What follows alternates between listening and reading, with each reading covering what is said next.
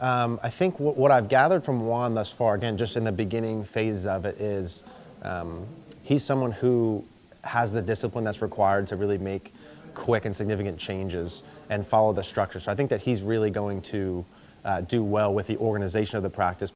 And I see the qualities in him where it's going to really fit him well because of the attention to detail, because of his discipline. And I think what I've learned that he's put that discipline in other aspects of his life, and that should translate into the golf very nicely.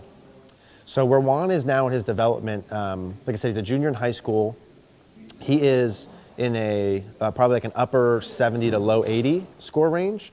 And based on some of his goals this year moving forward that he wants to be able to accomplish, we need to get into a like lower, around par, lower mid 70 score range. So as we're going through our initial sessions, I'm really testing a lot of his skills and seeing where his skill sets match up to a score range and trying to put a plan in place to be able to match those two up so he can get the quickest results.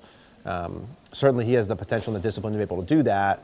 We just need to see how that program fits in place and then what exactly he needs to do to lower those scores. So what I want to do today is do the same thing we did with the putting, but now that we have time to go through it all, and create a block station for your chipping. So we'll go over that in a minute. Now this is different when we do like the group stuff. So we don't go through this as is, but when you're by yourself, we'll do 2 skill things and 2 games. So the first skill piece we do is called all clubs. And we're going to go through this too.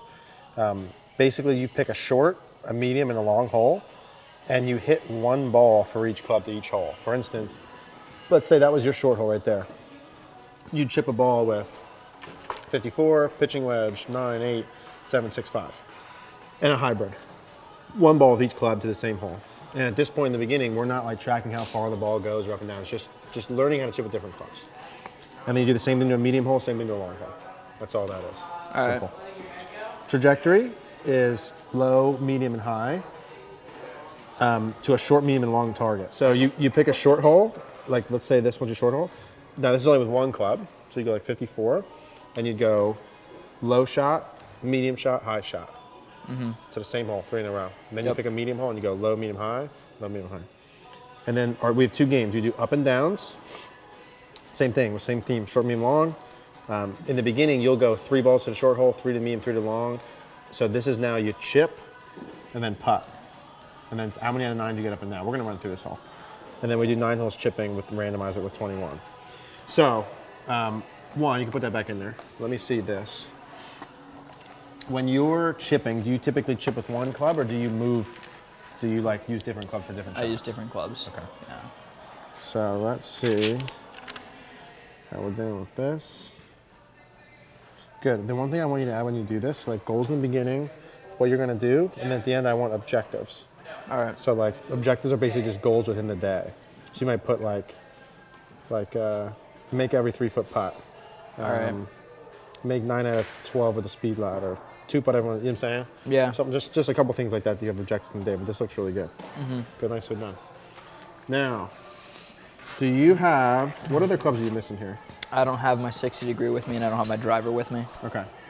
So that puts you at what, 60 driver, 3, 4, 5, 6, 7, 8, 9, 10, 11, 12. Do you have other clubs or you only put at 12?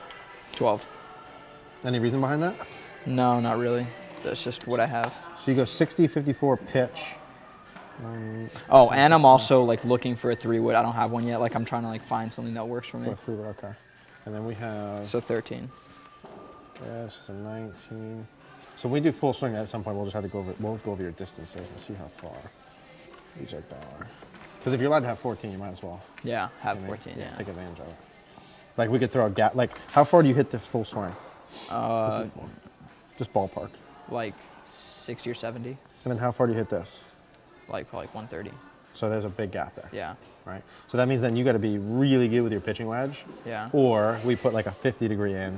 Yeah. And split the difference. But anyway, we'll get to that. So do you do most of your chipping with a 60 or 54? Honestly, it really depends. Probably more with my 54, I'd say. Okay. So let's start with this. Let me get